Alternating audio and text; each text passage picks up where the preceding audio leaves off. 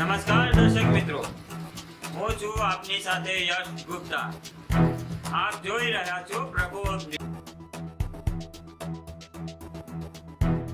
નમસ્કાર, પ્રકોપ ન્યૂઝમાં આપનું સ્વાગત છે. આજે આપણે ખાસ જાણકારી આપી રહ્યા છીએ રાષ્ટ્રીય પોષણ માહ કાર્યક્રમના ભાગરૂપે છોટાઉદેપુરમાં યોજાયેલ પૌષ્ટિક આહાર કીટ વિતરણ કાર્યક્રમ વિશે.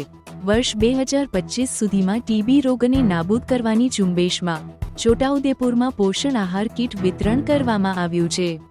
આ ઝુંબેશ દેશના માનનીય વડાપ્રધાનના મહત્વાકાંક્ષી પ્રોજેક્ટનો એક ભાગ છે. છોટાઉદેપુરના જિલ્લા ક્ષય કેન્દ્રમાં દીપક ફાઉન્ડેશન વડોદરા દ્વારા સહી પોષણ દેશ રોશન ના સ્લોગન હેઠળ પૌષ્ટિક આહાર કીટ વિતરણ કરવામાં આવી છે.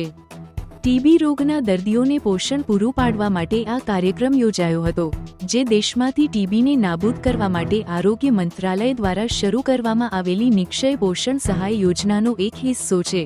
જિલ્લા ક્ષય અધિકારી ડોક્ટર ભરતસિંહ ચૌહાણના માર્ગદર્શન હેઠળ આ વિતરણ કાર્યક્રમ યોજાયો, જેમાં દીપક ફાઉન્ડેશન વડોદરાના project officer Akanksha Singh, medical officer doctor Kuldeep Sharma અને અન્ય અધિકારીઓ સહિત 26 જેટલા દર્દીઓને આ કીટનો લાભ મળ્યો હતો. અંતે આ ઝુંબેશથી ટીબીના દર્દીઓને માત્ર દવાઓ જ નહીં, પરંતુ પોષણમય જીવન માટે આવશ્યક સહાય પણ મળી રહી છે. નિક્ષય પોષણ સહાય યોજના હેઠળ દર મહિને ₹500 સહાય પણ મળી રહી છે, જે તેમના આરોગ્યમાં સુધારો લાવશે. આ રહી આજની ખાસ કવરેજ. વધુ સમાચાર માટે જોડાયેલા રહો. આ છે પ્રકોપ ન્યૂઝ. સંપાદન નટવરભાઈ નટુભાઈ પરમાર, છોટાઉદેપુર.